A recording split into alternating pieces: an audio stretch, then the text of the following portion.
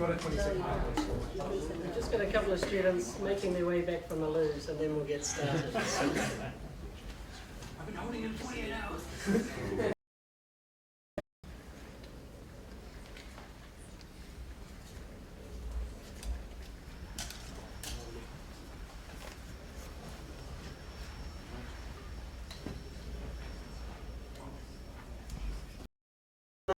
E ngā reo, e ngā matawhau. Haere mai rangi te kaupapa whakahirahira o tēnei wā, o te wānanga aranui tamaki makaurau. Tēnā koutou, tēnā koutou, tēnā koutou katoa. Ladies and gentlemen, doctors and professors, and especially our team contestants in the NASA SpaceApps Challenge this year, welcome to the Auckland University. Woo! You guys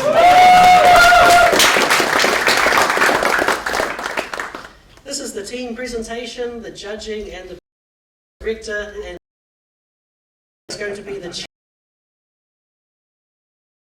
to us live from spaceapps.nz. Hi, and welcome. Good luck to all the teams tonight. We look forward to seeing what you have been creating over the last 48 hours and aspects of this weekend. My name is Stephen Thorpe, and I am a senior lecturer and the head of External Relations and Development in the School of Engineering, Computer and Mathematical Sciences here at AUT, and I'll be your MC for tonight's activities. Turning it on helps. I would like to now thank some of the sponsors without whom we wouldn't have been able to bring this event to you this week. Firstly, to the United States Embassy, to the Kiwi Space Foundation, to the Institute of Radio Astronomy and Space Research, to the STEM Tertiary Education Centre at AUT. I have a couple of important people to introduce to you next, and then following that I will introduce you to our judges tonight, and along with that I'll introduce you to our judging criteria that they will be using tonight. Then we have 9 exciting presentations lined up for you. This will be followed by a short with some awards presented towards the end. So when the judges are ready, we'll come back into this room. They'll share some of the feedback for each of the teams, and then we'll have those awards right through to the coveted winners for this year's competition. So overall we're around 7:30, 7:45 tonight. And then you can have a well-deserved rest after your hard work this weekend. Okay, it is my honour now to introduce you to one of our sponsors, Craig Halbermeyer, who is a political and economic officer at the US Embassy, to say a few words as a sponsor of this competition. He works on issues of environment, science, technology, health and trade promotion. So please join me in a warm welcome for Craig Halbermeyer.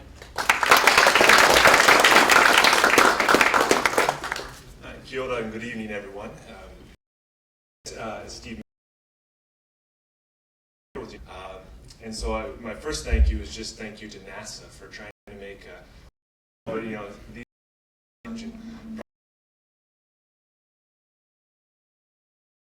in 48 hours with at least a few hours of sleep, I hope, and now doing this, a real-life experiment. The United States Embassy, we really seek to partner with different creative things like this, especially youth. We know that you guys are going to actually work with NASA a bit in New Zealand. NASA scientists are coming here all the time, working with Kiwi scientists, especially down on the South Island. And they're looking at space, they're working with satellites, but they're also looking down here at Earth, figuring out the solutions to real problems like climate change, holes in the ozone layer, droughts, things like that. So, again, just a fantastic organization, fantastic, I think, competition here. And again, congratulations to all of you. Thanks so much.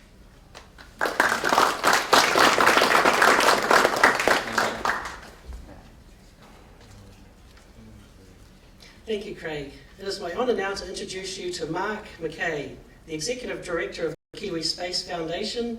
He first attended our Space Challenge the first time we ran it, and he's been on our organising team ever since. Mark is a staff member for the International Space University program on the work join me in a warm And we exist to support and promote events like this. It's just amazing to see people come along, give these challenges a go, and just come up with some amazing products, some really amazing and creative ideas, and I'm really looking forward to you getting a chance to see them tonight. I'd like to share, pass on my thanks to AUT especially, who have brought this, made this challenge possible for the last 4 years, and for which we've been able to come along and help out.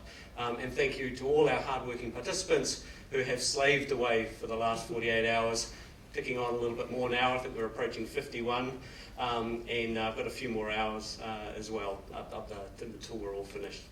So thank you again, and good luck.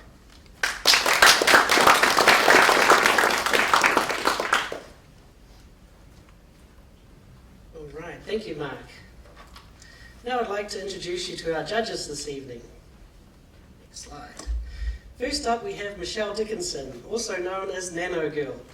She is a passionate researcher and teacher with a love of science and engineering.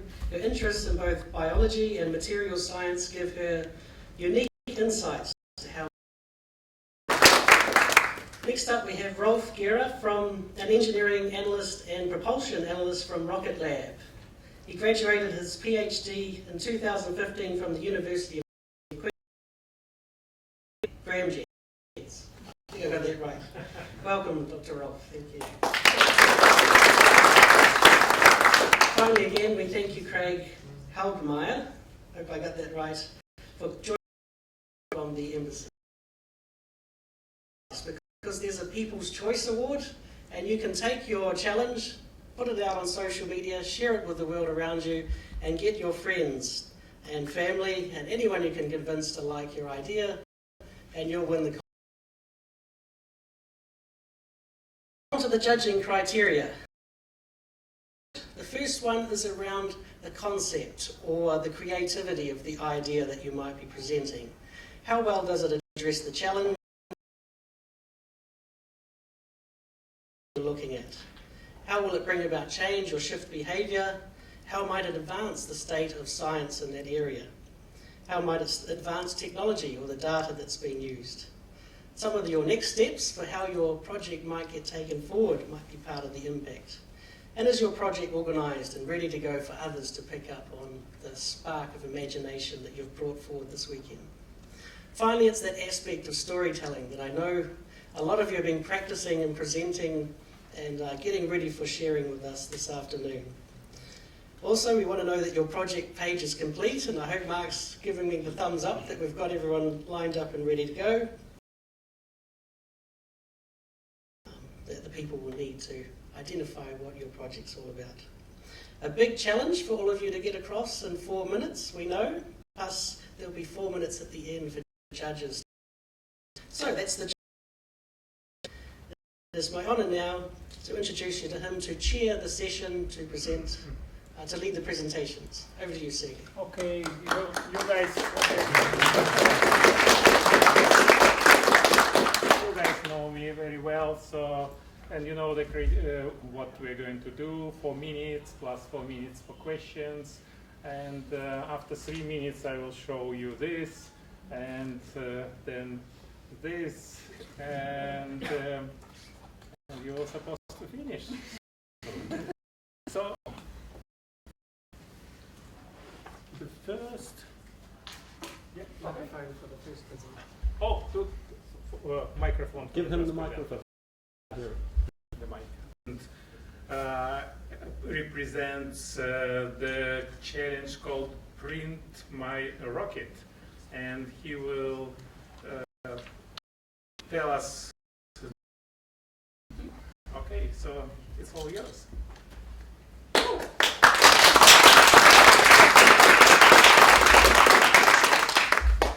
Kia ora everyone, my name's Charles and I'm from Team Chuck State. My challenge rocket in 48 hours for one person was going to be a very daunting task. So I scaled it down to what I could feasibly do, of which was a propulsion system. What I've discovered from many other propulsion systems is that, well, chemical rockets are highly powerful, but they're also highly inefficient. And can't go as fast as other propulsion systems. Our solution to this was to find a way to make the particles go even faster, which I pretty much called particle accelerator. The first stage, the particles get excited by electrical sparking from between a graphite source and the anodes and cathodes then separate the positive from negatively charged particles, of which the positive particles then get special dipole magnets and get. The next stage after that is the accelerator itself, where the majority of the thrust happens. And then the final stage, of course, is an electromagnetic rudder, because a large enough system get up to near the speed of light, allowing your space shuttle or craft to actually get up to almost relative speeds.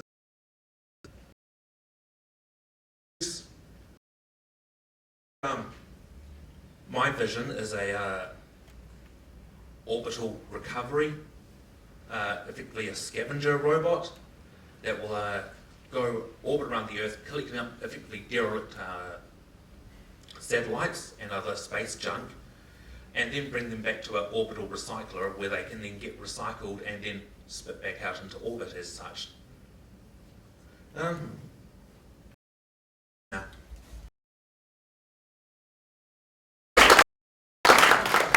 That's wonderful.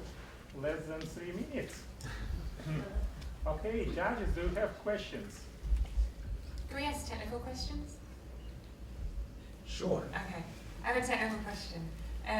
You talked about the energy source. Now, if you run the mathematics for, let's say, transporting a human, for example, the mass of a human close to the speed of light, it's about the amount of half of the universe's energy. So, probably more than we'd have on Earth.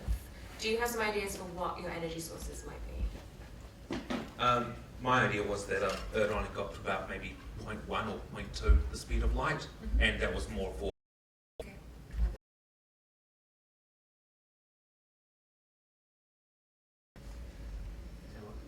Is it working? Oh, cool.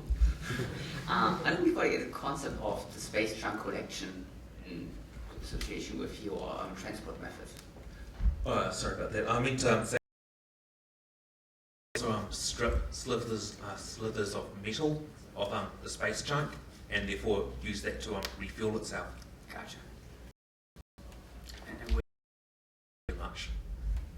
all right. But they can just pretty much use almost any metal as a fuel source. Okay. And if I could just ask, in terms of size, how big would this be in reality? Just a basic system like I've got here, about only this big. Okay.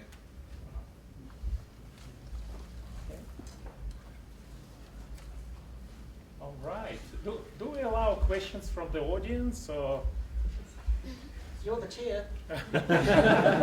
maybe just one question from the audience? Yes. How much do you think it'll take to build, let's say, a model at that scale? If you were to home build it on the cheap, you'd be able to do it for less than $1,000. Half the power system and the magnetron, you can strip out an old microwave, so that will drastically reduce your build cost. Okay, and this is it for. Right, and our second team is about asteroid mining. Guys, Which one? you're invited to the stage. Astromine.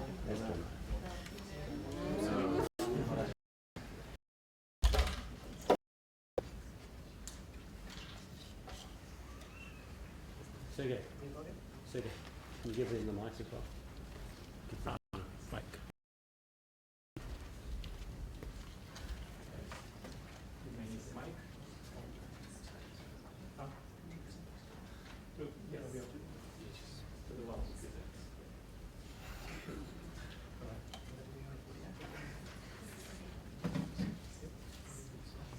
Asteroid mining is set to become one of the boldest projects ever be fully realized if left out of reach of the average person. That's why we're bringing asteroid mining to the private sector in a simple, intuitive way. Designed for everyone, from corporations to the casual investor, we're proud.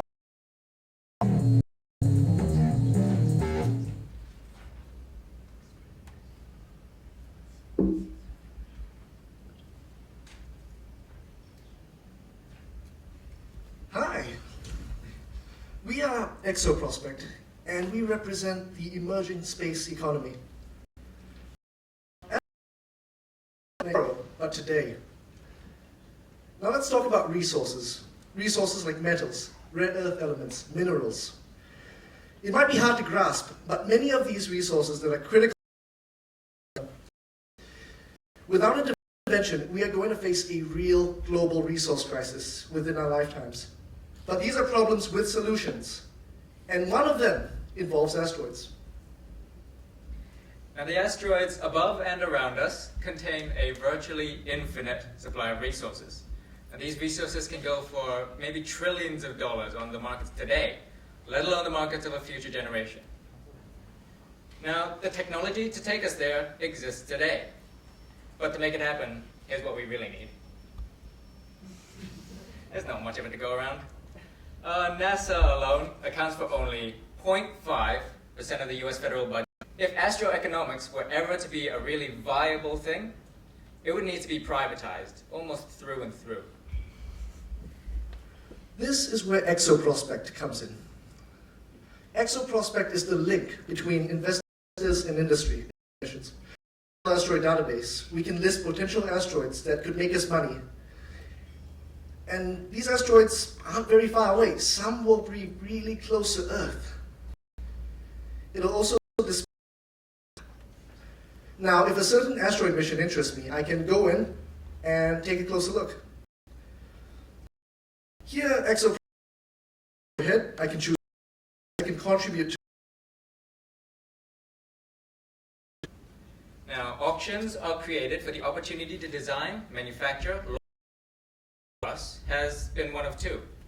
Either we send a ship there and we send a ship back, or we send the entire asteroid back. Plans, they don't exploit the materials there. Now, we at ExoProspect plan to use the most of what the 21st century has to offer. That means using manufacturing facilities on the ship itself to assemble tugs on site out of resources that won't net a profit to bring back the resources. But it's clear the next can benefit from. And even if ExoProspect isn't the answer to it, the opportunities that ExoProspect creates will kickstart the industry like nothing else could. All that's left is one question. Are you on board? Thank you.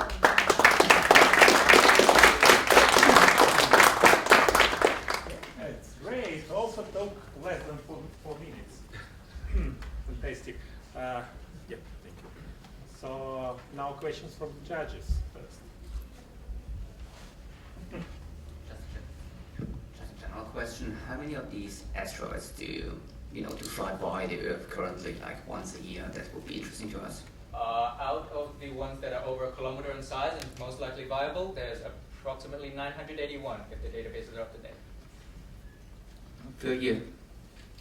In general right now, but most of those are there for over a year, so. More questions? So, I like your business model, what you're doing there. Do you have a contingency plan if you can't quite raise the capital at the beginning to get it out there? Because you know that once you get there, it's going to work. So is there a plan B for if you can't crowdfund? Is there an investment plan in this strategy? Our current contingency plan is rather simple and it relies on government funding. The idea is that we can pitch off government missions and then from there, work at the fund.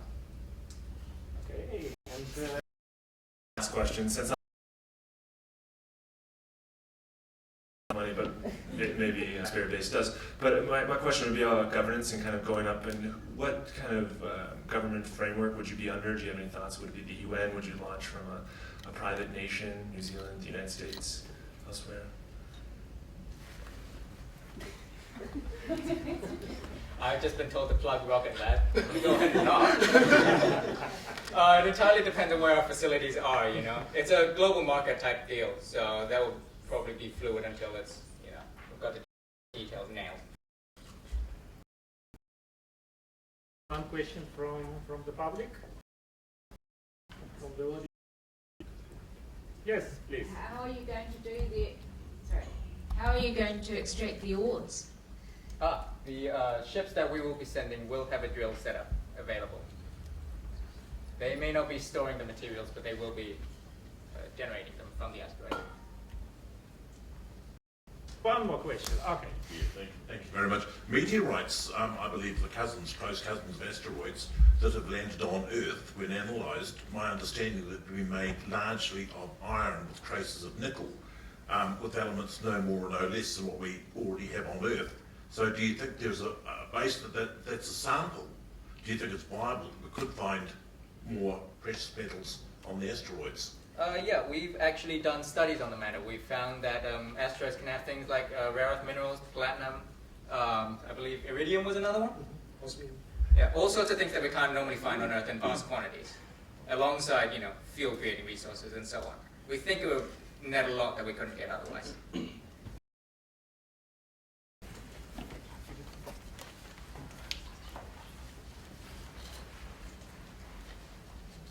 And the next project, the challenge, is called Book It to the Moon, and the team is called Luna, right? Yes.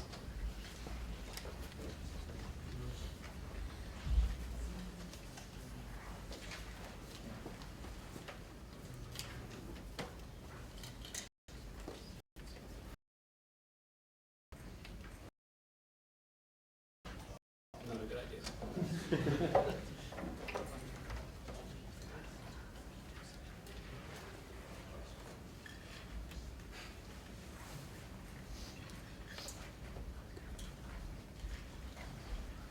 All right, so we're Luna, and we started off as a pick up some.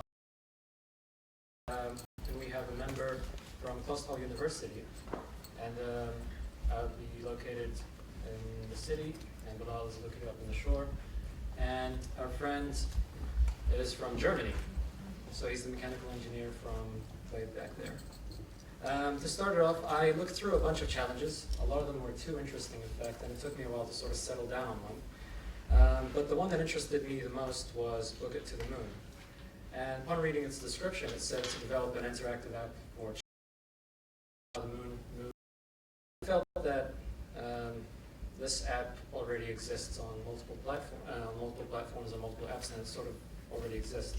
So I had a quick talk to some of the engineers out at NASA, and they had this to say.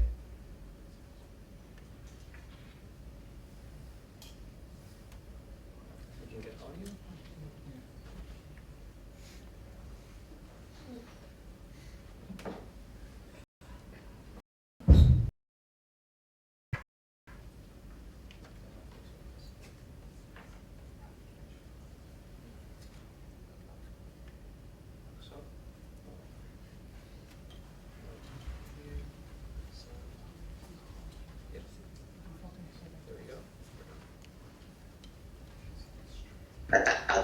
Oops.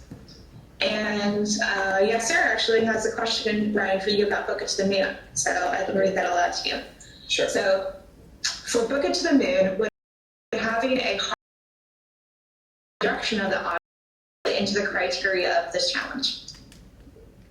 That's really cool. Yeah, that's the whole point, is that the idea is to interact with the moon and to create stories by, both, figuring out where to people. Yeah, that would be really cool to have on my desktop. Like, where's the moon right now, and having something pointing at where it is. And yeah, that's very cool. Very cool idea. So thanks. Yeah, it might give you an idea of like, oh, that's right. The moon's coming up soon.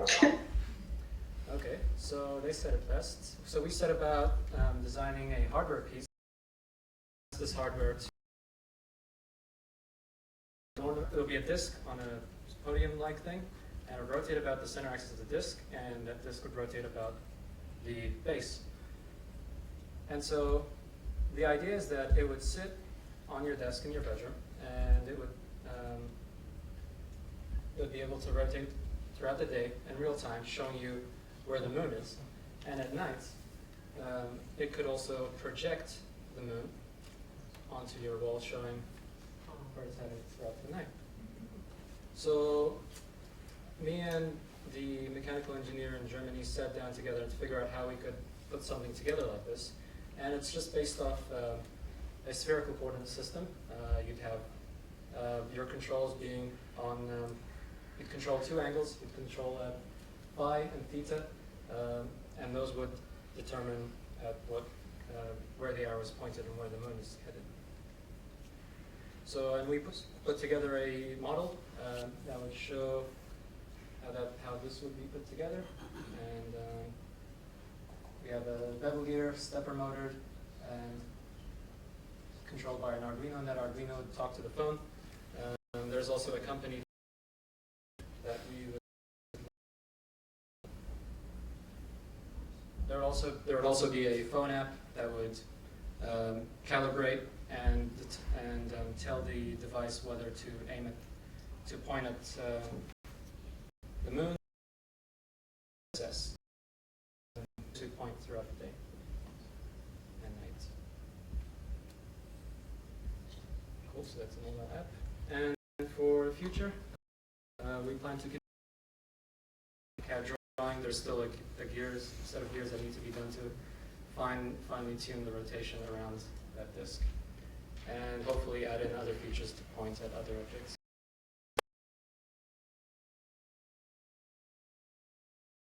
So what you're going to do is you're going to take a current existing app and use that current data and apply that to your hardware model, is that? So the idea is the app would draw data from existing sources from NASA upon the location. The app will also calibrate this device. It will tell it where this phone is. So we'll grab the GPS locations of where you are from your phone and load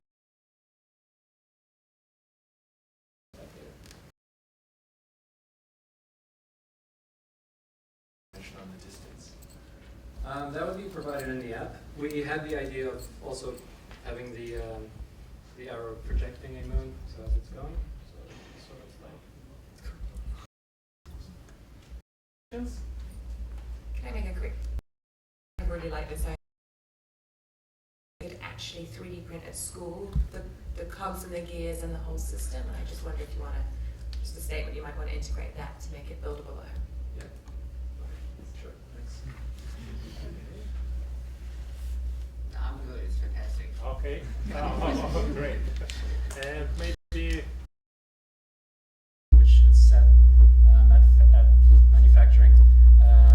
Would have to know where that is, and then the GPS coordinates that are sent to it. Just send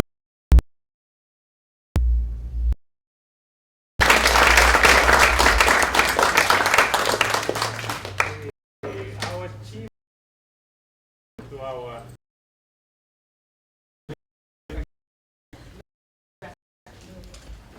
Just to mislead you.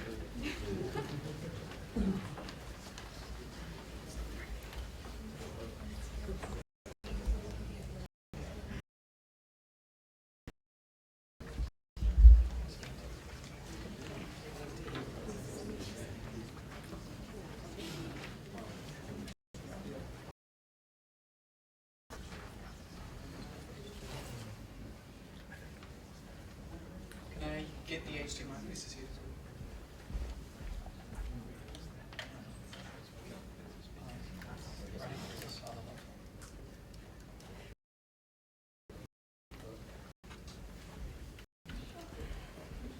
Our reach into the solar system is expanding every day. Along with it, our pool of resources.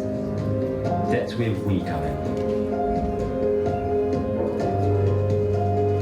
At Astromine, we have developed an intuitive and innovative approach to probe, record, analyze, utilizing air in its and we are Astromine, an organisation that informs the public and investors about possible asteroid mining and further space exploration. Today, the Earth's and accelerate space exploration. We began by brainstorming how we could engage the public in an interactive way about the asteroid mining, as well as creating a platform for investors and mining companies to come together. This brought us to designing the website astromine.space. Thank you. Entrepreneurs and enthusiasts want to directly connect with asteroids near Earth. To enable this, we have created, to enable this, we have created OrbitView, a database of near-Earth objects based on the open source software JSROE. Firstly, probes are sent out to collect data on the composition of asteroids. Meanwhile, users search for a mineral they're interested in mining. Our database sends back a list of the composition of asteroids, of candidate asteroids, listed in order of a parameter of choice. So this will be either the size of the asteroid, or the proximity to Earth, or the risk in mining at that asteroid. The location of the Those more interested in the technical physics underlying the asteroids can click more data, which leads to a page with orbital parameters and other properties. Prototypes of probes and miners to create a blueprint of the asteroid mining process, which mining companies can develop with investors. These have been designed on CAD as 3D models with more information about the main technical devices based on current space technology. We have created a probe that will be sent up to an asteroid.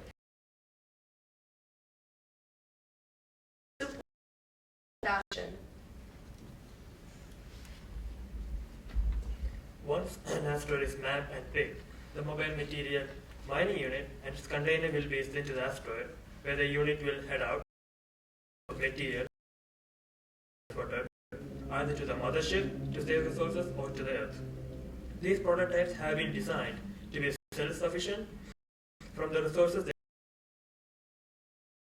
and with the precision of the risk and potential profit calculations on the website. At the moment, however, we would like to add updates automatically to investors to extraction of water for fuel and metals for building can allow automated space industry to occur into Earth, resources from Earth, and in re-entry. So asteroid mining and the services provided by AstroMine is the first step in making all of this a reality. Are you with us?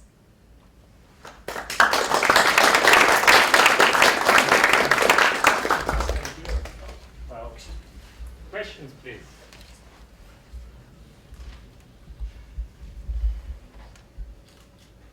Okay.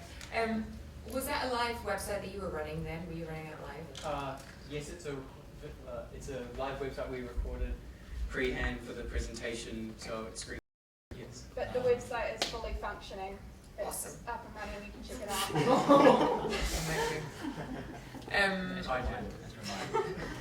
So my second question is, look, you're going to have to develop a whole bunch of resources initially to get all this.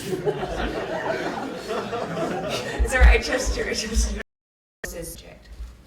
So the project itself, it's not that we are the ones that go to mine, rather that we set up a initial position for people to come and invest, and then for companies to actually use that as a basis to then go on. So it's kind of a transparent organisation. So you're not for profit? No, correct. Yeah, a couple of questions. What does vinyl platinum, for example, go for? Just out of curiosity, kg of platinum, what does it cost? I mean, that's what I'm asking. Okay, what was it? Well, we didn't do specific. Go! From the asteroid into the rocket to separate the hydrogen from the oxygen to create a fuel source for the own rocket itself and its basic science. But to put it in perspective, on our research, some of the asteroids are worth over 100 million and some are only 10 million, so we're hoping with more research of sending out probes, we'll be able to figure out the exact trillions and billions, yeah. There's a few that's like 450 million, which is like, nah, depending on rocket technology, it's cheaper. Things like that, so it's kind of hard to explain that one specific question. It's 450 million? There's more, but we don't, so they know they have iron, for example, but we don't know if it's 75% iron or is it 5% iron because we haven't drilled or probed them, so yeah. Let someone else should answer this. So we've got the value of, so it's 33.5 trillion, but the potential profit would only be 5 trillion because of how much it would cost to mine the asteroid. Cool, that's what I want to know. Yeah. Thanks. Okay. More questions? Okay, from competitors. Let's just assume that 5 minutes later, a investment banker walks in with $1 trillion for you. What's your ROI? Your return on investment? I'll set them up with a company that's interested in using NASA's or other projects that are out there, because there's so many different mining sort of tools and that sort of thing. Getting a company together with that investment broker with the asteroid that he wants, and further the data on our page. Okay. Maybe one more question from jury. What is your IP differentiation? So what is to stop somebody else, because you're using open source data, hey? So what is to stop somebody else doing exactly the same thing and like offering it for cheaper or easier? Like what is your differential from a competitor standpoint?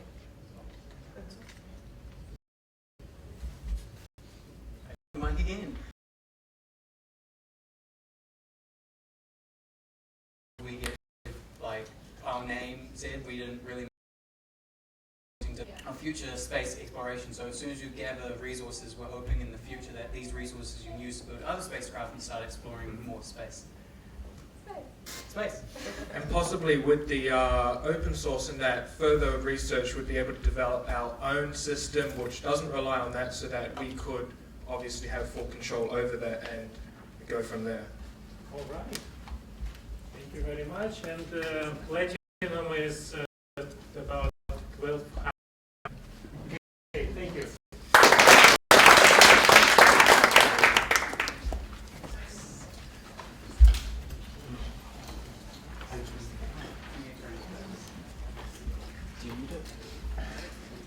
Okay, and I'm not supposed to just in case to take my seat. I shouldn't announce another one. And I have just one word, hello, but I think it's not complete word, complete name. Hello.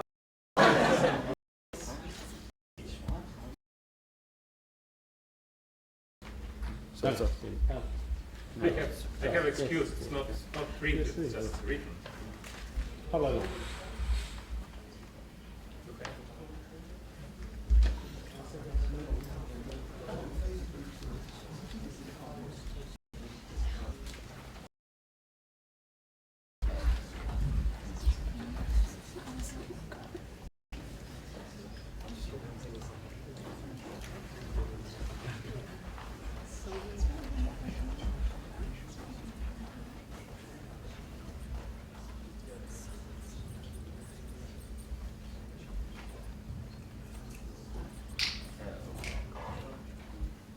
They might use some help with the slides.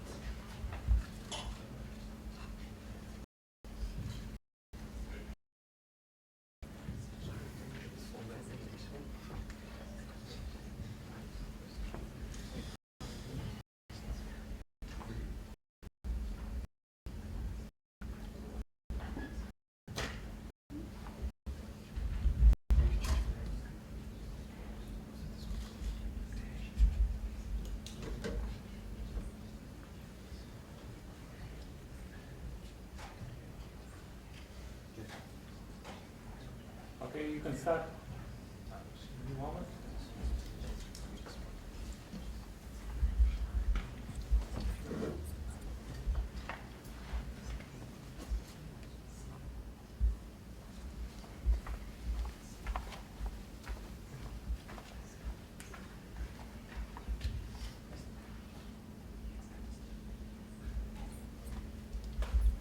check the slides first? Did you check? Yes. Yeah. Of 3 undergrads and a high school student. I'm the project manager. I'm the app designer. I'm the general assistant. Quickly show you a video brief of our project. You have to click on it. Launch a CPU software there. Imagine if you could watch a live launch at your desk in 3D. No longer will we be limited to 2-dimensional views. Assuming you've built the prism, start the app. Do the following procedures. Choose rocket and time period. You have the options of looking at specifications in 3D. Choose conditions such as weather, air pressure, and maybe even gravitational pull. Launch.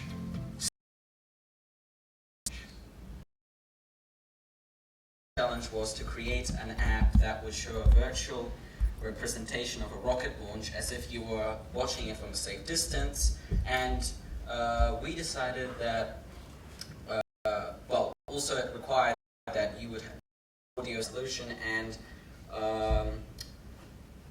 also vibrations, and required you have the right hardware, a phone, that easily can be achieved. Alright, so a solution for this challenge would be designing an application that would be easily accessed through many users around the world. And after they download the application, the application would tell them to do 2 things. One is a step-by-step tutorial on how to make the holographic prism, and the other option would be projecting 2D images onto the holographic prism, which would turn it into 3D images. That would make it entertaining for the user to use. And this is just a video of showing how simple it is to make the prism. Assemble, glue it together. It will basically ask you for what kind of rocket you want to select. And you just select any rocket you wish. It could be from the past, it could be from the present. As soon as you do it, it gives you statistics about how the rocket works, and if you are to mouse over a part, it will tell you more information about it. Now, say I wanted to make a hologram of a certain part. It's easy. I just go over a certain part, and I click the hologram button. And then I just select the environment, so that could be the aerodynamics and what kind of weather. Weather is very important relative to how something works when you launch it. And also you can select what type of hologram it is. We're going to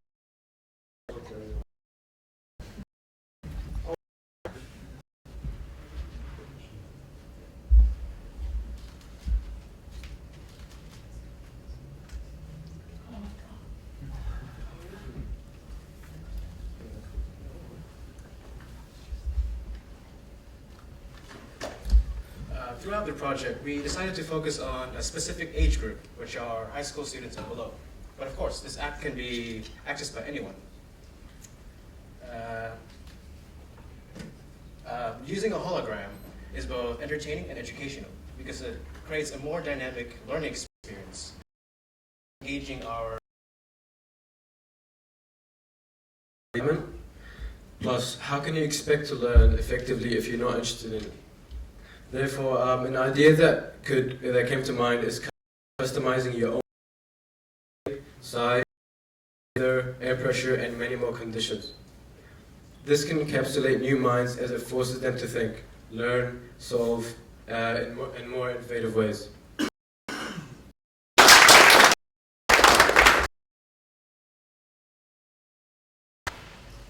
really like it. I think it's a really nice way of using the prism model to do exactly what your objectives were. Some of your challenges are accessible to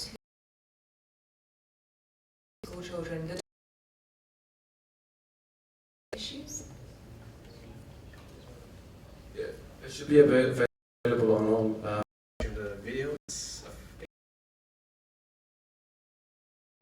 And then is there a screen resolution technical series? Because some schools have, tablets that are not name brand tablets. So is there a minimum resolution that you have to require for the prism to work?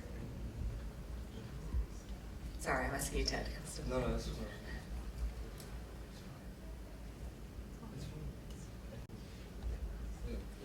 It should be fine with any resolution.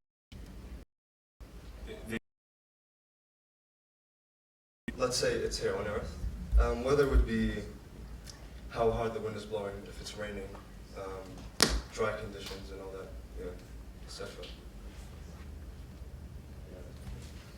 Because certain weather is reflected in the sound and how effective the rocket runs, because How to create a rocket launch? Is it just simulating the exhaust stream?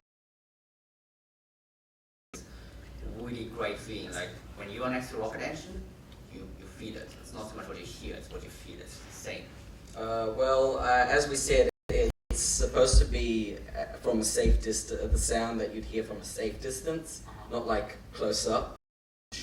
And what you can do is you can actually display a live launch on this format.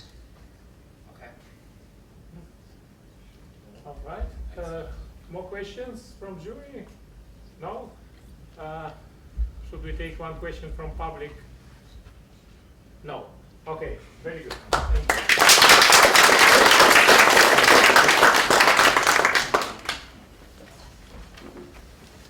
Right. And the next one in my list is with a very strange name, SpaceApps. SpaceApps. You are invited. The microphone, please use the microphone.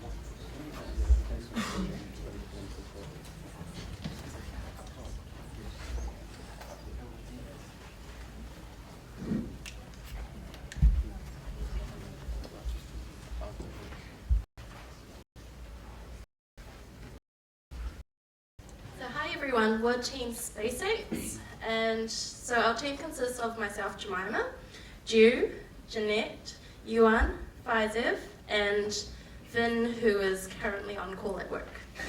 So the challenge that we chose to do was the rocket, space, fashion, and design.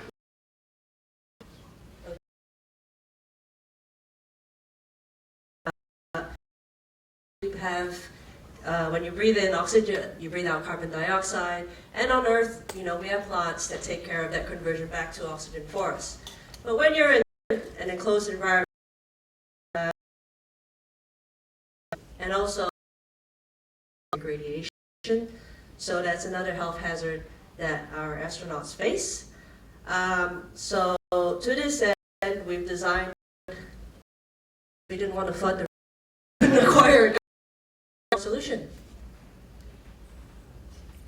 Hey, so we thought for a demonstration prototype here, we can measure the carbon dioxide level in this room, which is fairly harmless at the moment, and have a wearable on the astronaut or anyone really to be able to say reliably detect that level of dioxide in the I'll pass it on to Jeanette to explain some of the considerations we made for this. Yeah. So we thought about attaching them to their clothes, but astronauts are required to bring their own clothes from Earth to space, and they change regularly, so that would be inefficient. And after that, like after their travel, their clothes are supposed to be disposed of. Yeah, anyway. So we thought about having them as a wristband instead, so it could be reusable and easily accessible.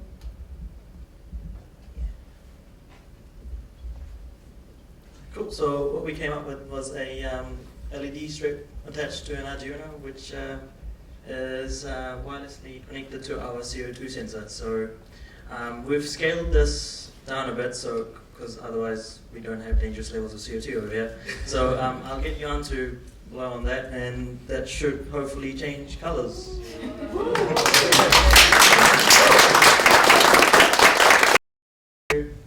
Jemima, and she'll explain our future applications for this. Okay, so obviously not only can you use this on Earth, carbon dioxide you require.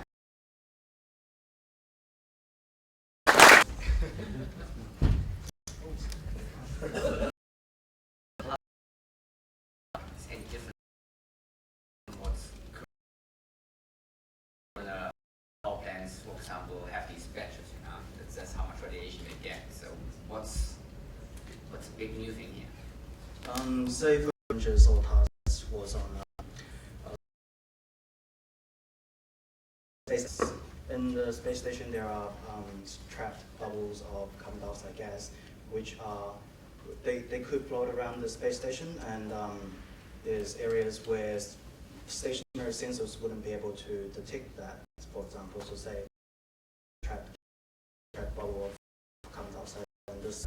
So in our solution, actually use I guess dangerous levels of carbon dioxide or safe levels of carbon dioxide. That was one of the options that we had thought of. I guess it's an improvement to current available things that we are aware of. Okay, any more questions? Sure. You to share that work now, which is great to have a live demo. Thank you for that. You had to blow on it. Does that mean that it is a airflow requirement, or can it do static measurements? Get levels of carbon dioxide.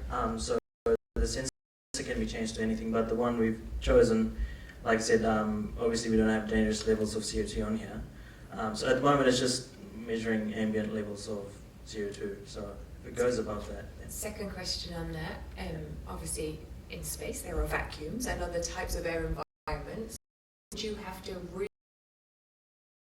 Well, actually, NASA already has CO2 than what we've got, and those can be retrofitted in clothing or anything. They're about the size of a penny, so which is pretty cool, and they are also resistant to quite high and very low temperatures too.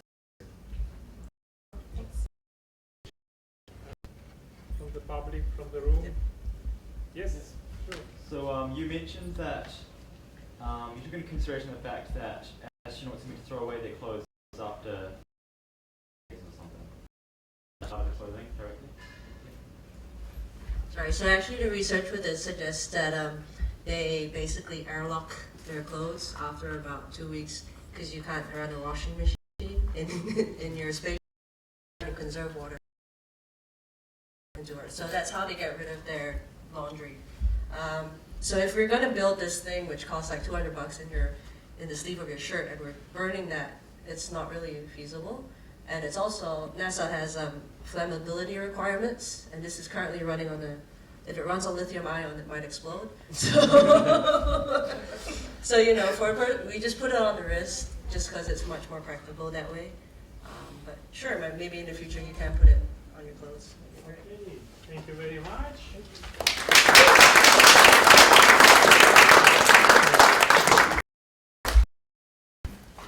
Eagle eye.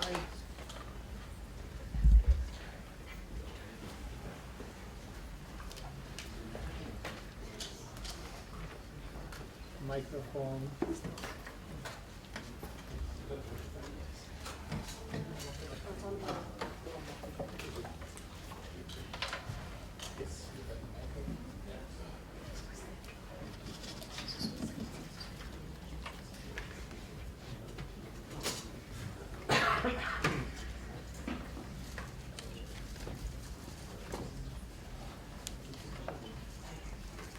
Testing.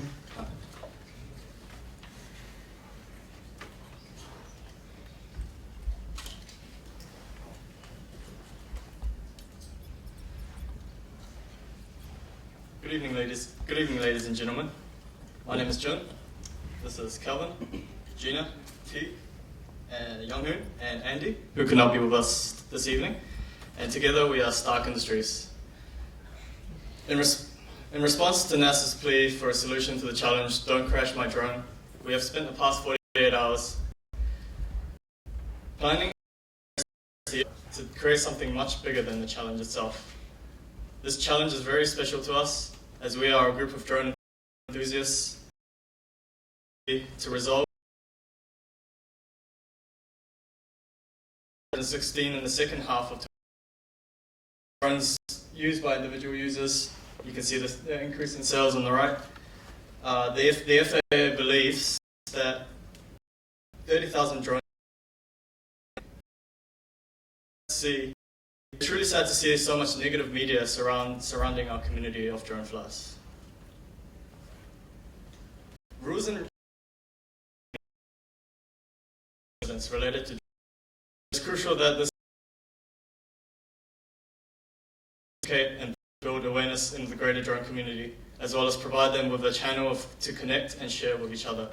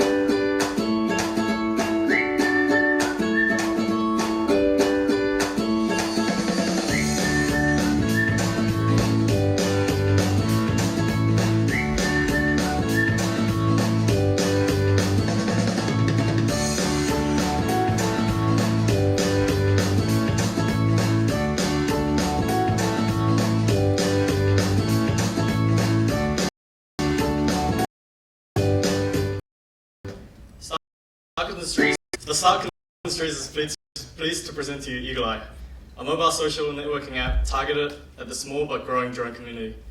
The name Eagle Eye was inspired by the efforts in the Netherlands to train eagles to take down drones flying in restricted areas.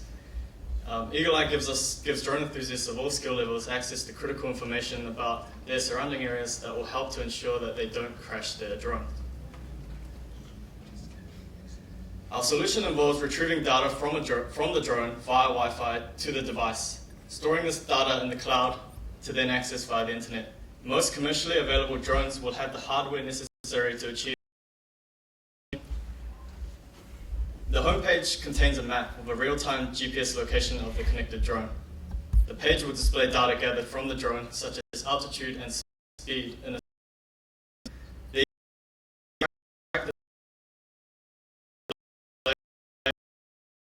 stored in the cloud. We do not have the range limitations that commonly affect local connections. This can provide drone users with a useful tool in tracking lost drones. The user can plan a flight outing by searching for their desired flying location and retrieving the information.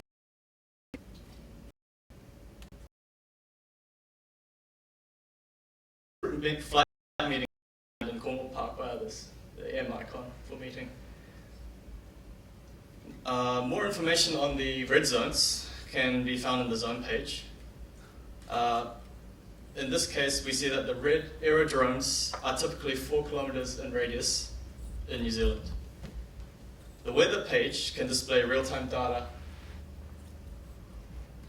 The real-time data based on the location of the drone or the select. Users can communicate as well as group flights. As Eagle Eye is a community-centric product, it is our users that determine how large it will grow. In terms of future development base full of other future additions include crash history, recording, voice and vibrational feedback for hands-free or even smartwatch application use, outlined in this challenge. Guys, be rest assured that safety and awareness is reinforced in our community. Stay safe.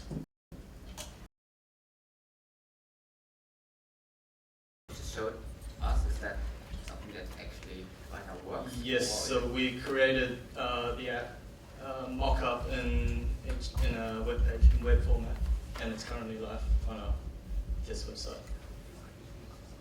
Yes. And the plan is to convert this into an Android application. More questions? How do you monetize it? Do you charge? So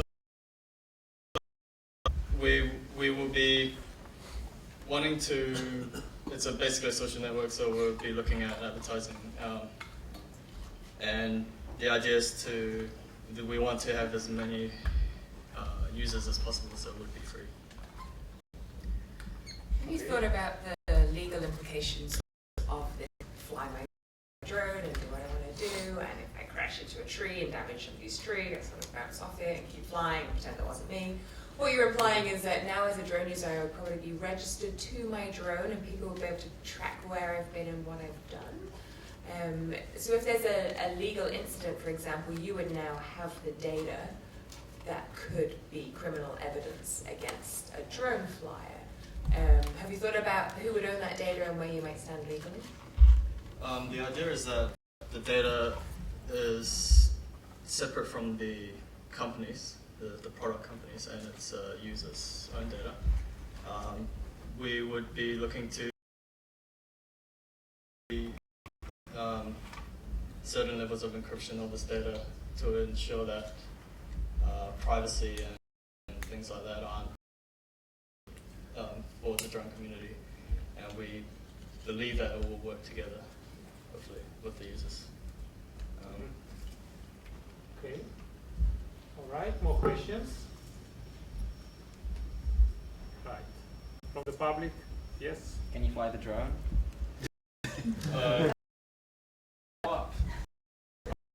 It's okay.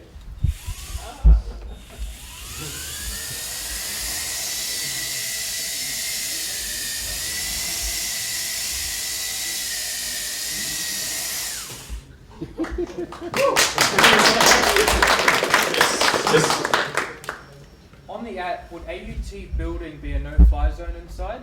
Yes, as we saw from the red. Yes. So we just currently break the law. Yeah.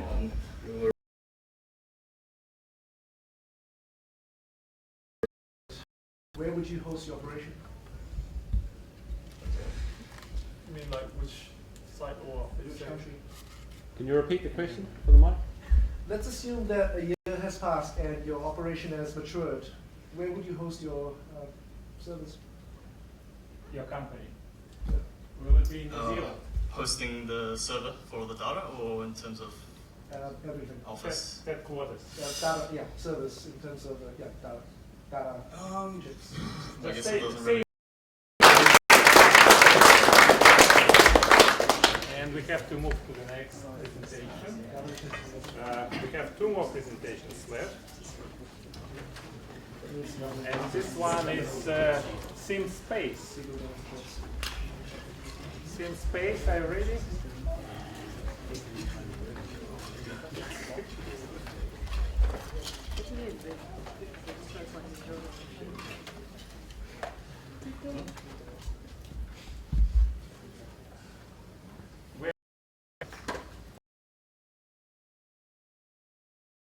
Oh.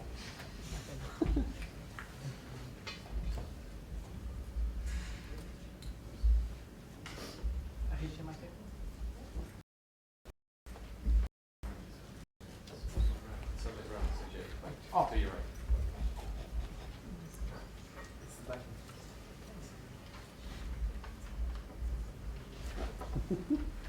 That's a long text.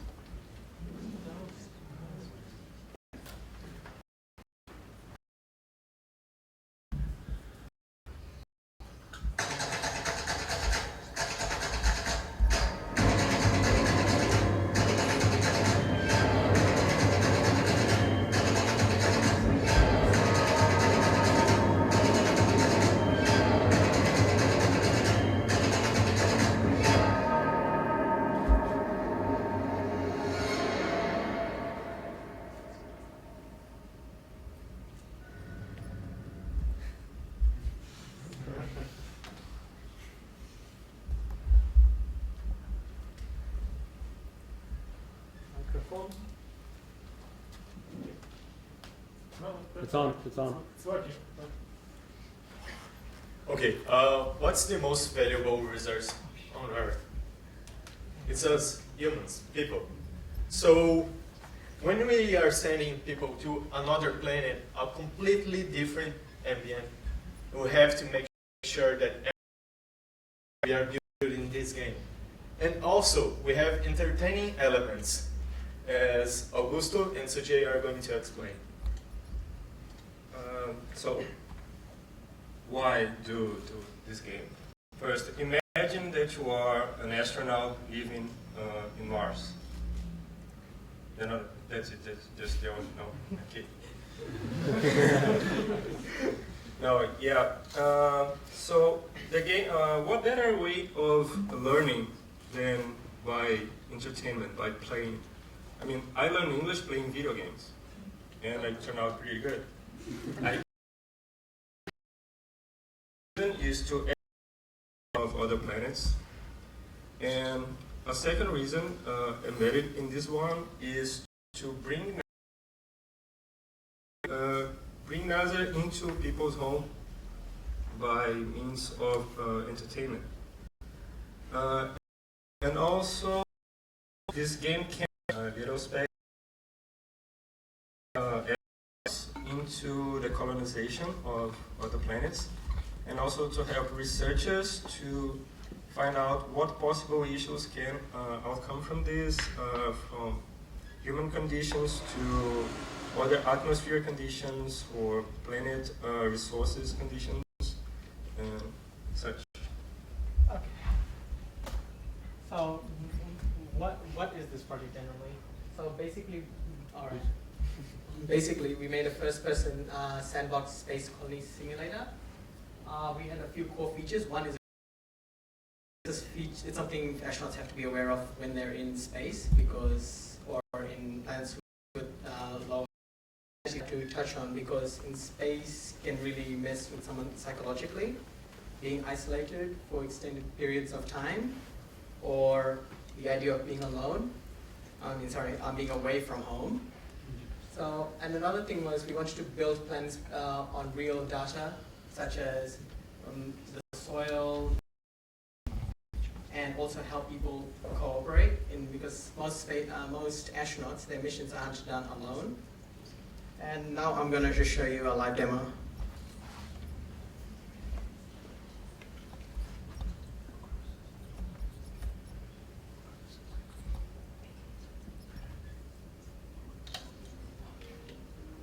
Okay, so technically I have a gravity gun here, which I can use to pick up objects.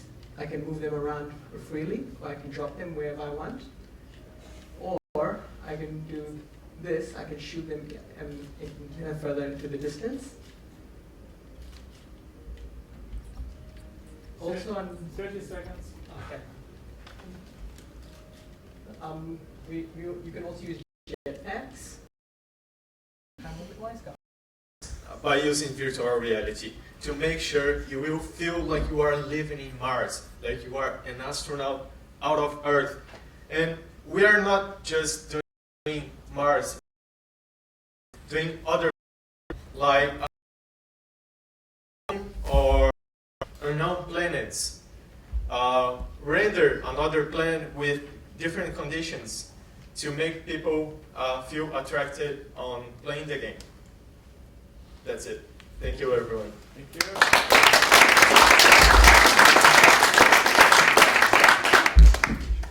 Hey, lots of questions. Back to normal. For me personally. Yeah, so senator level is in this game, and that's one of the reasons. I mean, for psychologists to research into that and to find out what causes the senator level to drop and think of good ways to make it at a good level again, to make the people stable and make the astronaut help answering this question is that virtual reality makes the Proteus effect very powerful.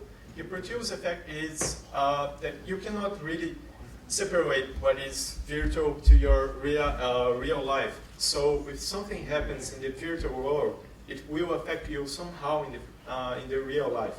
So it makes it more powerful.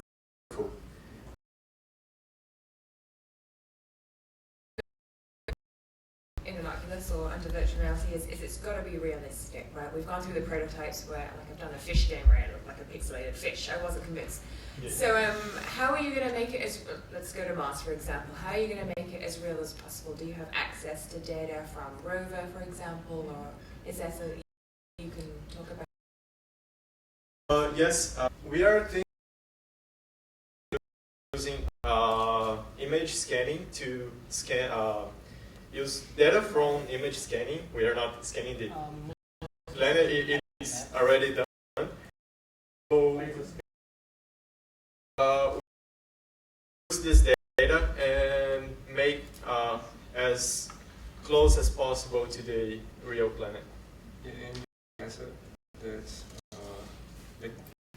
So use current data that NASA already have, that they might make it public for us to use on the simulator, or just for training of the astronauts inside the NASA space. So maybe just for them as well. All right. So if we don't have questions from the jury, probably we will go to the next one. But thank you.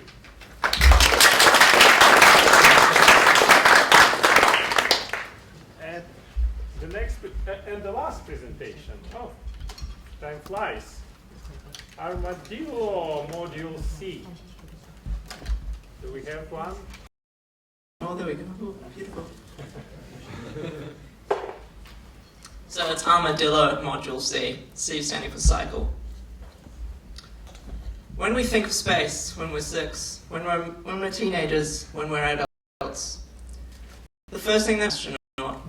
But what is it about being an astronaut that we really want to be about?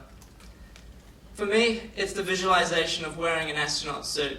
It's something very sci-fi-esque. It's something that makes me think, wow, this is like a story, this is like a game.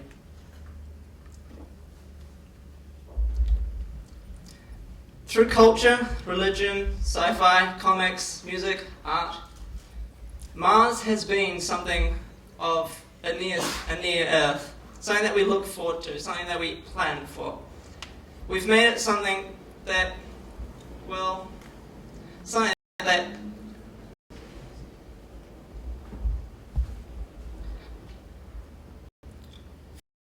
for a single explore and see new places.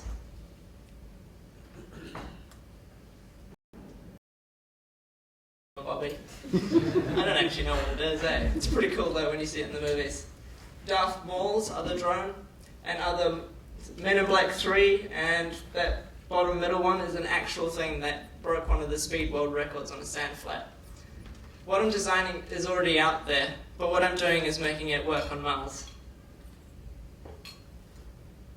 Using gecko feet as a biomimicry for the tires, this is how I aim to connect the thing to Mars, because the gravity is so low that in relativity, moving at about 10 or 20 kilometers per hour is the same as hitting a rock at about 300 kilometers an hour. So that would send you in space. So you need a way of connecting to the ground.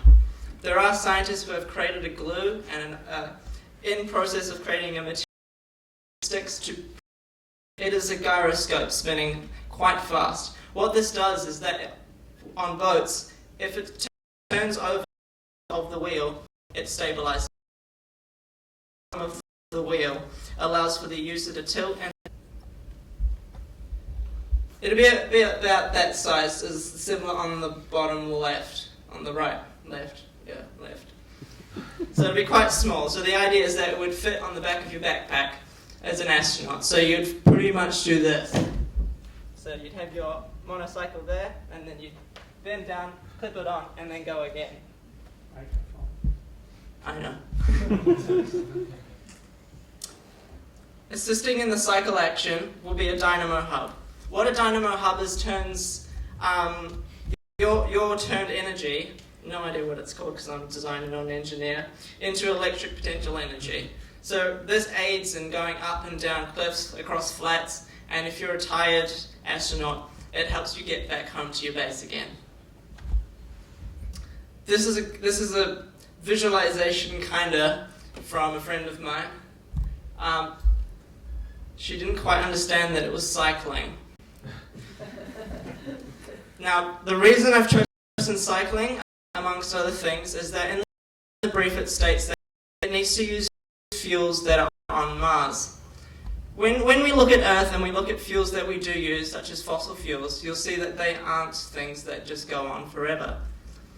Mars has a vast amount of CO2, and when I interacted with other people doing the same project, I'd say a large majority of them were using the CO2 as fuel.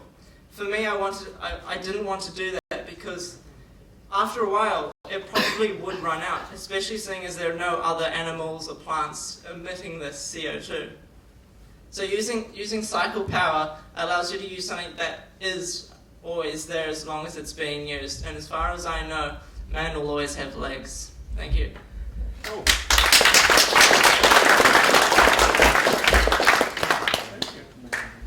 You have 1 more minute. Okay, so we will have more time for questions. Use the microphone. Yes, please use the microphone. No, you use it. I've got a microphone here. I am not important. So, the jury. Your questions? Okay. First of all, I am one of those scientists with Callahan Innovation who makes artificial gecko feet with 3D printing, so if you did want to let me know. Second question is, you are powering through cycle power, however, I see your person on Mars doesn't have any sort of spacesuit on. But they're going to have As I said, my friend didn't quite understand the concept. I like that as a girl though. So they're going to be obviously cycling and consuming oxygen. Consumption is going to amount of oxygen. Pretty much the oxygen thing will be based upon a pack. In future, I presume, this is me presuming, that we'll be actually better at producing oxygen tanks that would last longer. The brief actually only lasting, but I'm sure there's a way of doing that. But I just wanted something that was quick and easy to go around and explore. Could you talk a bit about space dust, so getting dust into the gears of the wheel, and how to overcome those challenges? I'm not material and stuff, but from geckos, if you've ever seen a gecko's foot, they actually resist that sort of stuff. The fibers being anything, so in terms of tread, they'll be fine. In terms of gear, if you've ever ridden a bike, they don't actually get too difficult riding them with dust in there, and it's a pretty simple task of just removing it, cleaning it when you're done, and putting it back on again. So compared to something which would be electronic and rely on something else, this actually lasts longer and does better in those sort of situations. All right, more questions? Rolf? If you see any robots nowadays, for example, in the movie, they always have 4 wheels, just for stability and safety mainly. I know this thing's not going to simply fall over, but how do you counter on NASA scientists designing a lot of things with 4 wheels, and now you're going with 1 wheel? So what was the question? Well, basically, how is it going to stay out? Oh no, I know how it's going to stay out, but just in terms of safety, I mean, is there anything particularly exciting about that thing that would you know, how would you counter that everyone so far has used 4 wheels and you're trying to use 1 wheel? The reason I've chosen 1 wheel compared to 4 is something that a single person could carry. So that was also in the brief. The brief was actually quite specific in what they wanted. Gotcha. So doing easily fix it. The other thing is that because it's so lightweight, it's an easy thing to transport or 3D print as well. If this had a laser pointer, the tube is fairly similar to that of a Zorb, so it squashes on the ground, so there's actually quite a fair bit of stability. Okay, we can take 1 more question. Yes? There is. It's the drawing, I haven't got it because I had 6 hours rather than the rest. We go to here. So if we look at the one on the left and I think the one in the middle, they do have spring suspension, so very similar to a downhill bike. If any of you know about downhill bike, they go down worse things than going across Mars, and they're fairly comfortable at the end. So it's just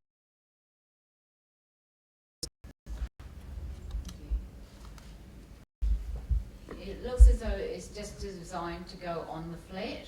oh no. Uneven. Intake with the material, it will expand and go around those sort of things, and because of the specificity of this stuff, but I'm hoping that because of the grip from the gecko thing and the amount of surface area from it, pretty much drop down a cliff. Yeah. I think we can finish here. This was the last presentation. Thank you very much. I pass the microphone to Stephen. Yeah. Thank you, Sergey. Now that completes so I think pat yourselves on the back and join me in an applause for everyone.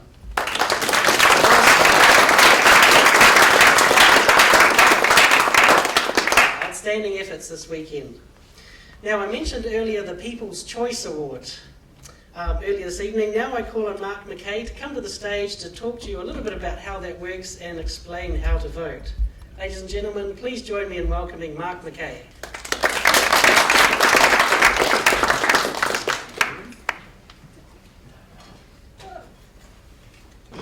Pro. So we're going to have the judges are going to deliberate and decide our winner and runner-up for today. But there's a third award that's equally as important, and that's the People's Choice Award. So for those of you watching at home and for everyone in the audience, if you can help spread the word over your social media channels, etc., or jump online and vote now yourself or another. The Google. You scroll down a bit on the Google, please. You will see an array of videos. One of the requirements of the competition today was that all the teams had to produce a 30-second video clip. These are all up on the website. And underneath each of the, and right there is a big button, vote for your favourite. Very simple form, just email address so we know that it's not being spoofed, and you have to confirm it, and then you can vote online. So the voting closes on Wednesday at midday. So I wish you all the best now with the judging, with the formal judging with our panel here tonight. If you don't make it, you've still got a second chance. Get the word out, friends, and yeah, good luck.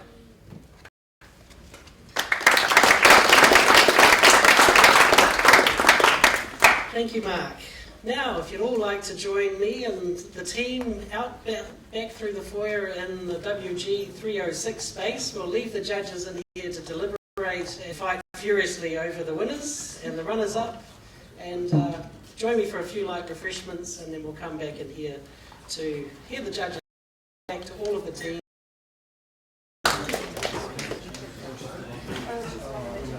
We must.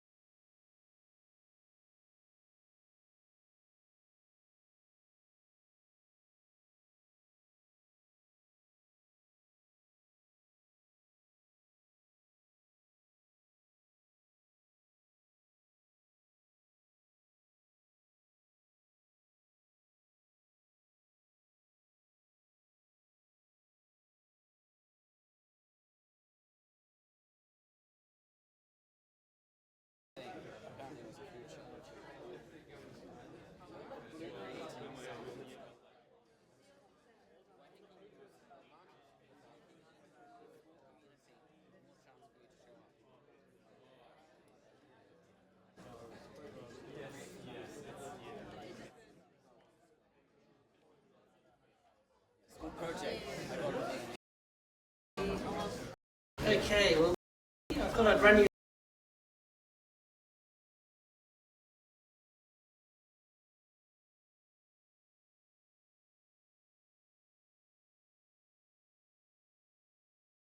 for your team, and we'll make sure you can either pick it up from us or we'll get it to you in the next few weeks. So do come to the stage when we call your team, and we'll get a photo of you together with your teammates at the finals.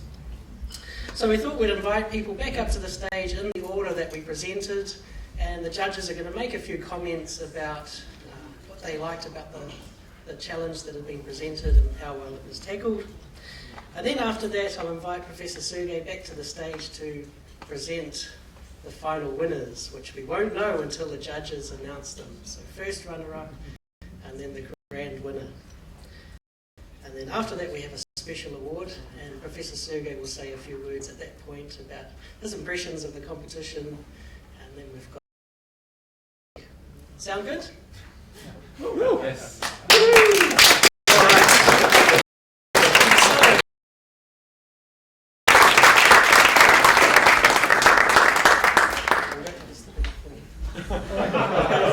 You guys stand at the front, in front of the logo for the photographer. Over here. Patricia, we don't have comments from the judges? Yeah, so Charles, we loved your cardboard demonstration. We thought it was a really easy way to sort of help visualize. Differentiated from what was already out there. We didn't feel like you sold that to us, like what your differentiating factor was. And there are a couple of things that we felt like you used really in-depth jargon, so language that perhaps is a common language and it wasn't explained. So there were a few times when we were like, that's a great word, actually I have no idea what that means or what that's doing. So great concept, great cardboard. Science communication is one thing that we would say. If you could help work us with that, that'd be awesome. Thank you.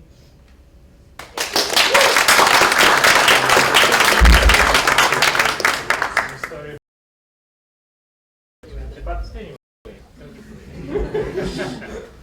All right, next team, EXO Prospects.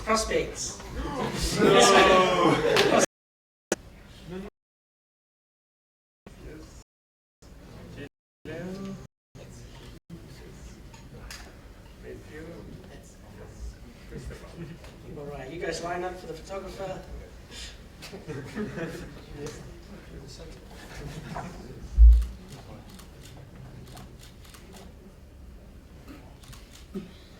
And some comments from the judges. Hey guys, that was fantastic. What we lacked a little bit was the business concept from this sort of point of view, because detail in terms of the and that's I'm actually excited about it. Yeah, good job guys, fantastic.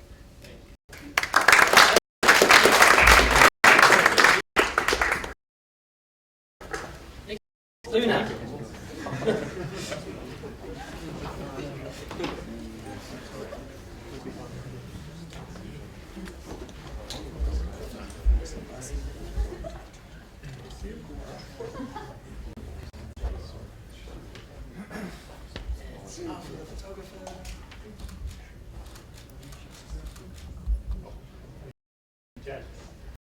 NASA own idea.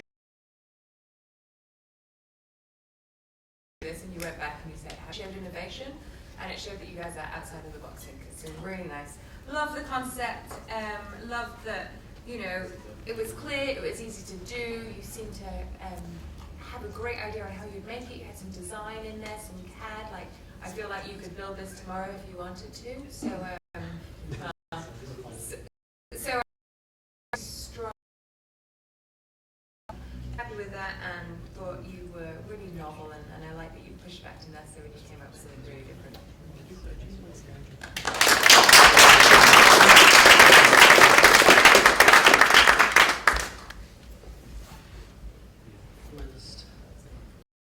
So many certificates. Murphy. Alicia. Byron.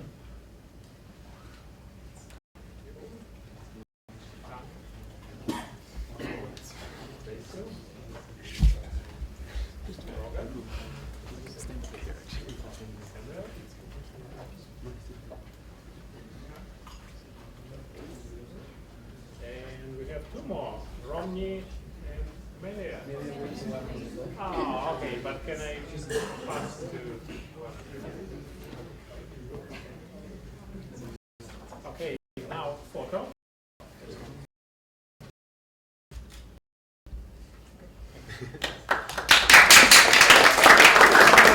Comments from the judges.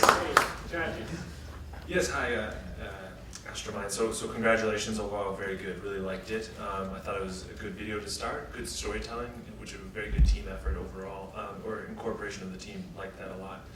I thought you benefiting from the big team. I like the concept. I thought it was a full concept. You really thought through it. I'm sure that makes it easier having, or more challenging, I guess, having so many minds on one team. I like how you used existing data to kind of populate your fields, and then you mentioned kind of building upon data as you get more information. Thought that would be attractive to your clients. You mentioned things that would make it more sustainable, reusing equipment like that as well. As for things we'd like to see more of, just more on the kind of the business model, how to differentiate yourself from others. Basically, a lot.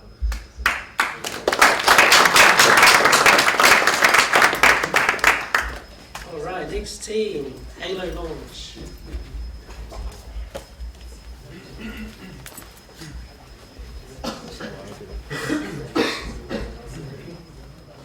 Which one? Halo launch.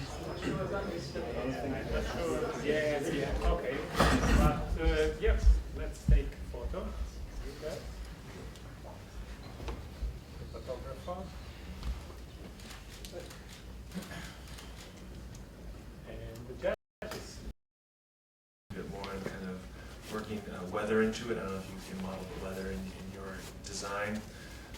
Maybe we can also think about a subwoofer to get kind of, even I guess far away, let's feel some bass when that rocket does indeed launch. But yeah, overall appreciated that you did indeed mock up a design, put it into reality, which only enhanced your storytelling. So again, overall, good job. Thanks a lot.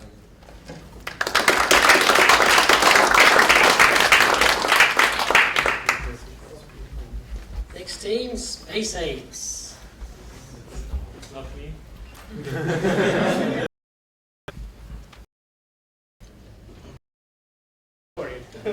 Line up for photo.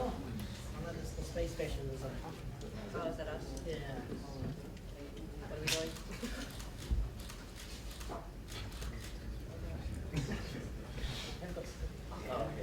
Oh, is it for Yeah, it was rocket on the others. Oh, okay, okay. Young man? Yeah. Oh, okay. Thank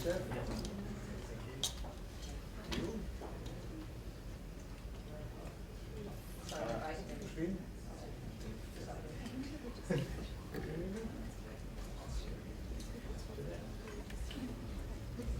Another photo. Another photo. Another photo.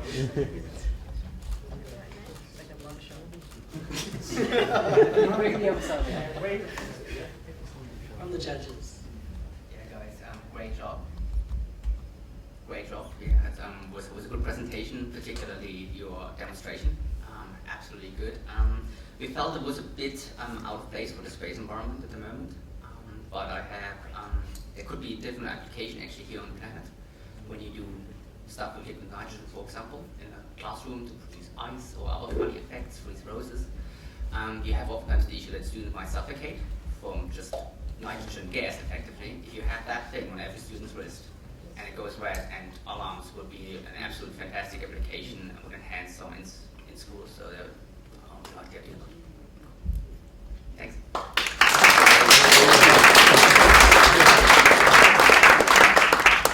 Next team, Team Eagle Eye.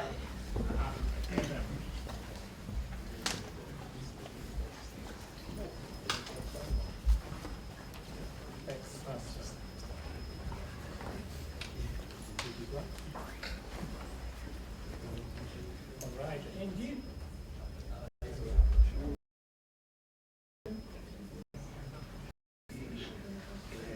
That's probably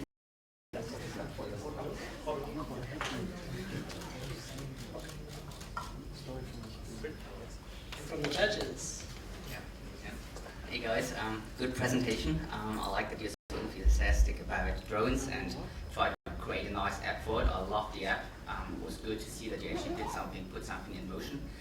We feel, however, that that you're going to be probably struggling with your data management effectively, that you're being forced to basically give data away in terms of criminal negligence or so on and so forth. And it wasn't just all the way there. So this is one of the great job, guys.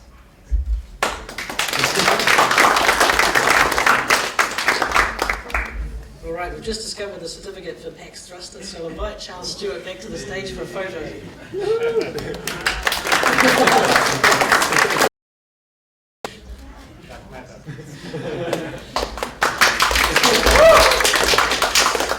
All right, next team, Sim Space Game. Come to the stage.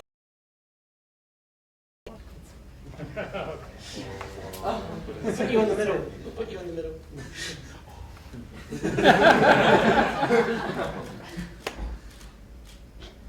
Excellent. And from the judges. Yes, thanks a lot. Overall, very good. Again, I liked your project a lot. Liked how you used the NASA Mars simulation program. I thought that it led to some clever inclusions on your applications, such as sanity level. I don't know why I keep coming back to that, but liked it a lot. Really impressive, the live demo, so congratulations on the mock-up. And then having the courage to show it live to us here. I thought it was interesting, or I think rather we liked the different aspects of multiplayer to try to get people involved with it, to create enthusiasm.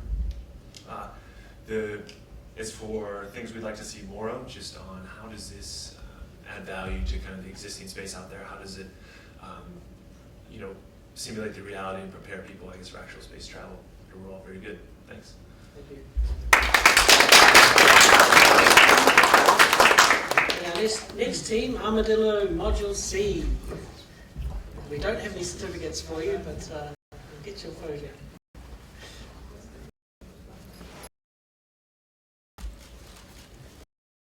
For the judges. I like how you're mixing sci-fi nut. And some of the concepts that were existing in sci-fi and transferred them. I love the concept of the thought of, and you considered the gravity, for example, on Mars. As a gecko person, I was like, oh, it's cool that you went and looked into the science and looked at artificial gecko feet and understood the concept of that. What we felt you lacked was strength in teams. So there were a couple of questions that you didn't know the answer to, and they were scientific questions, and I think we found in some of the other groups, because they had big teams, they actually had that diversity of knowledge and you could bounce off some stuff. So what we'd have loved to see is, if you didn't have if you were a team of one, how you could have got some of that knowledge through, asking specialists. It's harder for a weekend, I get that. But so that teamwork concept as a scientist, I never do anything by myself. It's all about collaborative teamwork to get the best thing done. So I didn't really love anything else.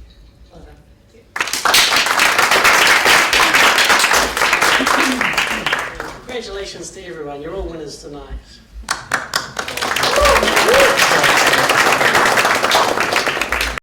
Now I'm going to hand it to Professor Sue.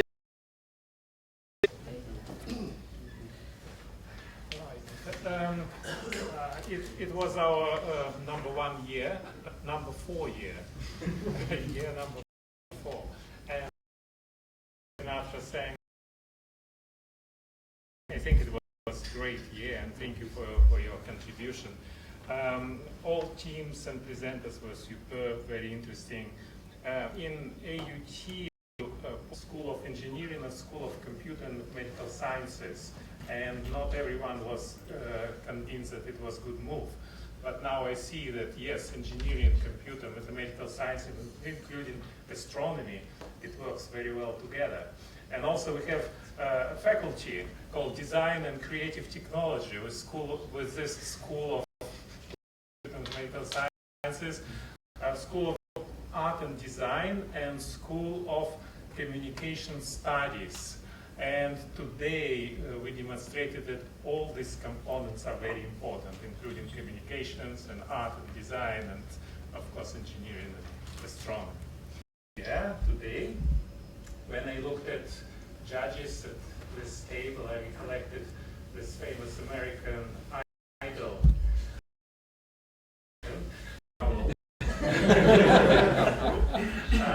And I had a suggestion that maybe instead of this long name, NASA SpaceApps Challenge, it would be NASA Idol.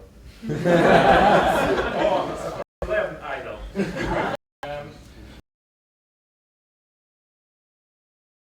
The local organizing committee.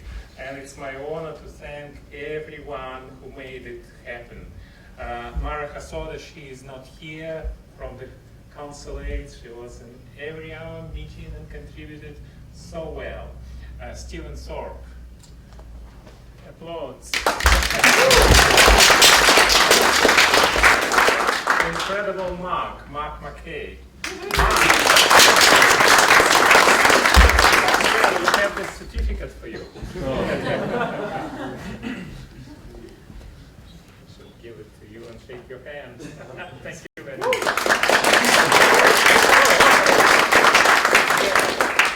Photos, I like photos. Great. And I would like to thank a few more people, like Mahmoud is here. He contributed hugely. Yeah, thank you, Mahmoud. And finally, and maybe most importantly, our administration.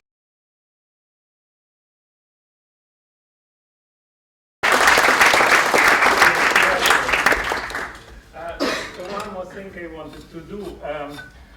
All this 48-hour marathon, we had our students, undergraduate, postgraduate students, but one person was special. It was high school student.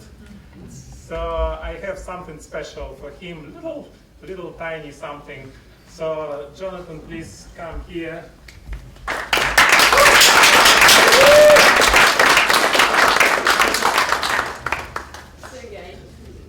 Oh, you have here, yes.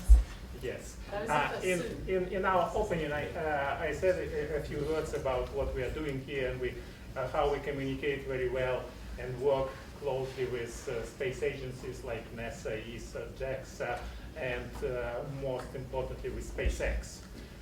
And this is something that came to us from SpaceX after successful launch and, more importantly, after successful landing. Oh, I'm trying to open it. Okay. Everyone is intrigued. Okay, so this is a nice pen, special pen from SpaceX, and also keychain removed before flight from SpaceX. Now it goes back to Stephen. I'll keep you on the stage, Sergey. Oh, okay. We have 2 more announcements to make, and I'll hand you the first runner-up prize.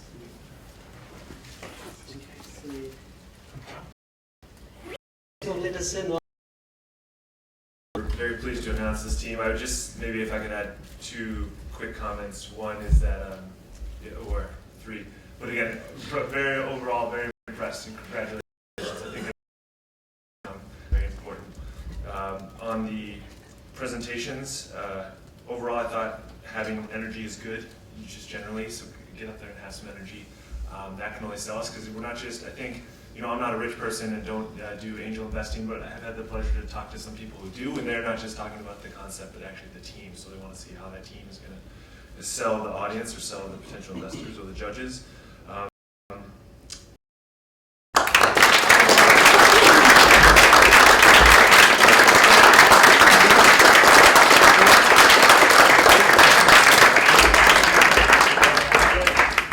Pleasure to give you a little gift. That's 10 gift vouchers from High Five. Yeah, congratulations. Congratulations again. And how about a photo with judges? Maybe can you approach judges and line up?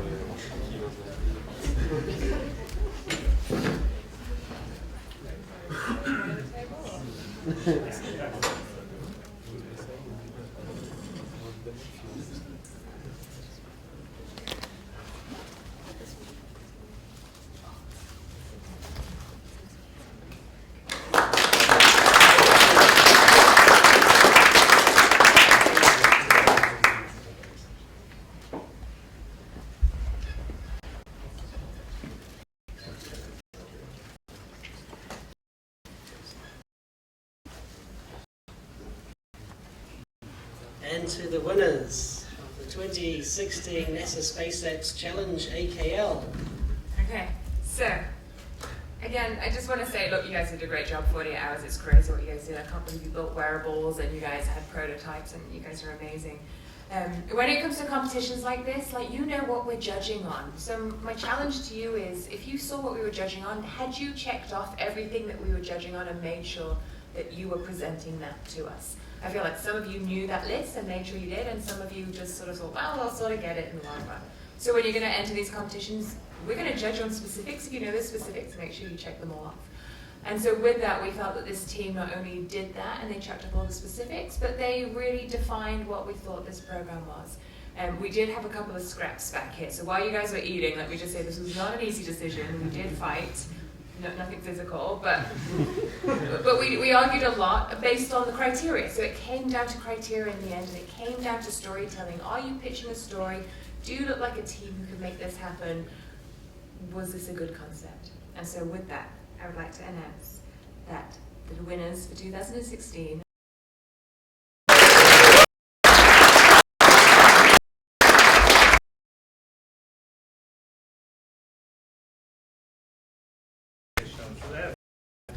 that goes to you.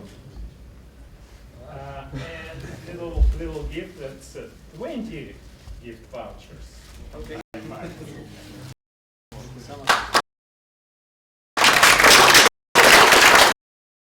Come forward a bit so you're in the light. Come forward a bit. Step forward, you guys. Step forward, guys. Step forward so that you're in the light. Step forward. Yes. One step forward.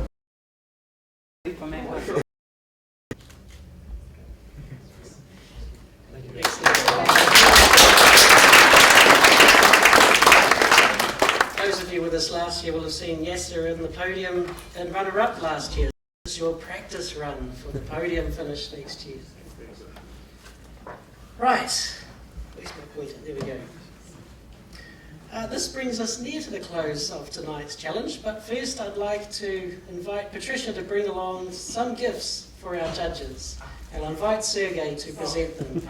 I may do both. Great. Thank you very much for your time and for joining us tonight. And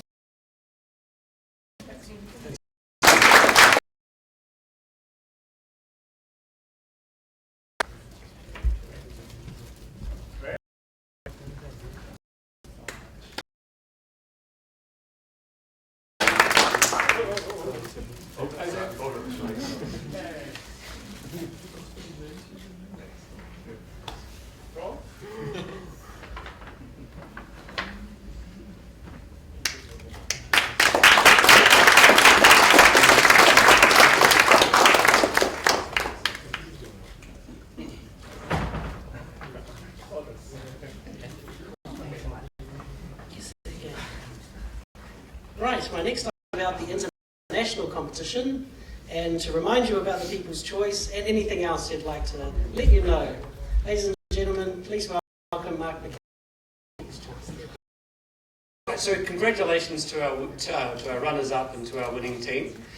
So from here, those two teams are eligible now for the global judging that is run by NASA.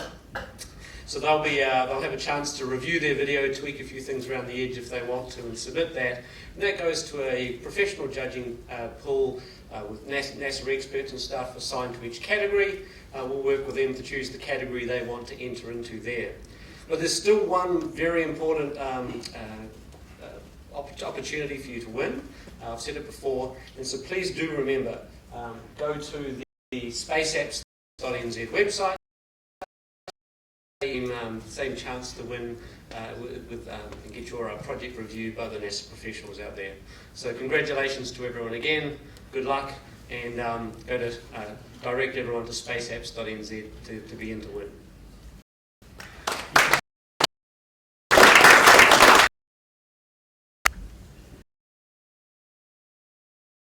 This evening, I'd like to say a final thank you to our sponsors, the United States Embassy, to the Kiwi Space Foundation, Education Centre.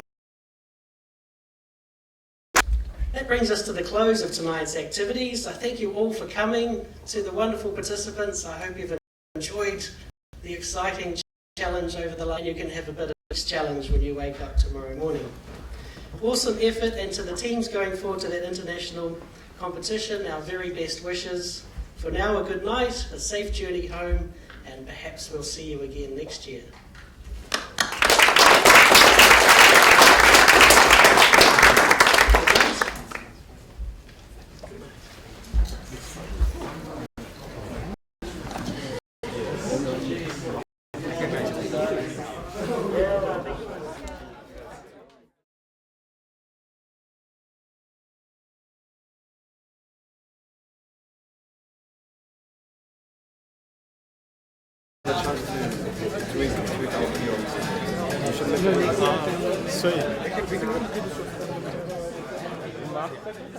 Two more competitions to